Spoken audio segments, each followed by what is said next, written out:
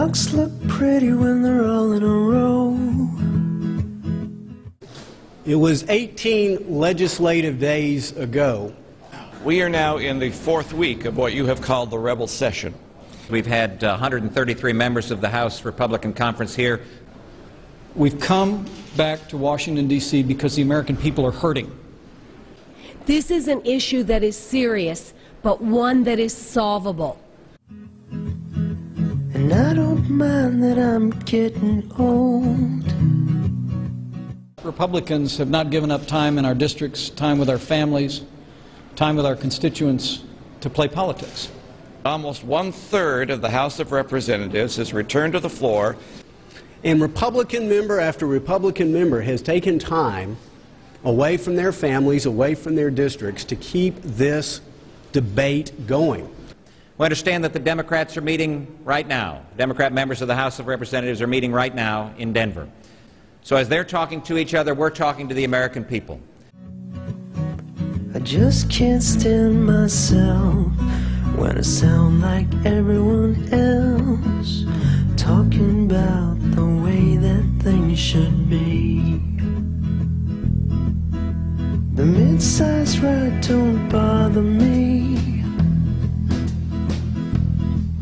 Drill here, drill now, drill here, drill now, drill here, drill now, drill here, drill now, drill here, drill now. You want to drill right here? Can we drill your brain?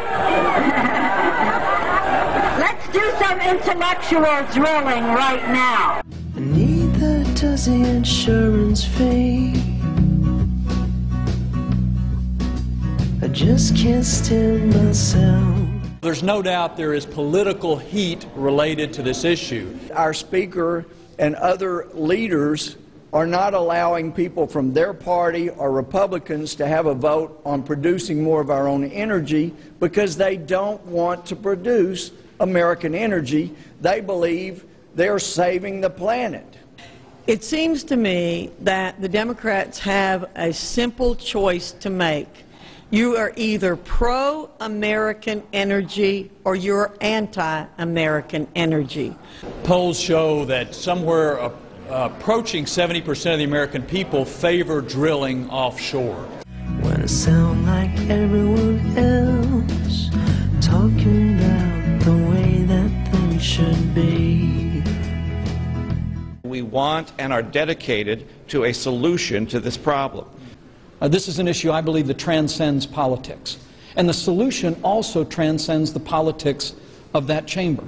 As for what we as Republicans are looking for, it remains simple. We believe that Americans deserve and demand a responsible transition to American energy independence that includes three factors: maximum American energy production, common sense conservation, and free market innovations.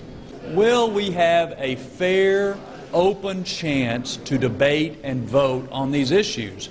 For the first time in my 8 years in Congress, I believe with all my heart there is a bipartisan majority in the House of Representatives that would vote for a comprehensive energy bill that included more domestic drilling. Call us to the floor and set the agenda for real solutions. Recognize that American energy made by Americans for America in America is part of the solution. Allow the people's representatives to vote. That's what's going to answer this crisis for the American people. This is not a Republican or a Democrat issue. It's not a liberal or a conservative issue. Energy independence is an American issue. Call the House of Representatives back into session so that we can address the issue. Speaker Pelosi may have the legal authority to keep us from producing more American energy, to prevent us from voting on this bill. But men and women, she does not have the moral authority. We're on the Hill. We call on Speaker Nancy Pelosi. Bring this Congress back. Give us a fair and open debate on a comprehensive energy solution with more drilling, and we will solve this 21st century energy crisis with bipartisan cooperation and a vision for America's future. Now I see just what they mean. I look and sound just like my daddy, losing patience with efficient place and talking about the way that things should be.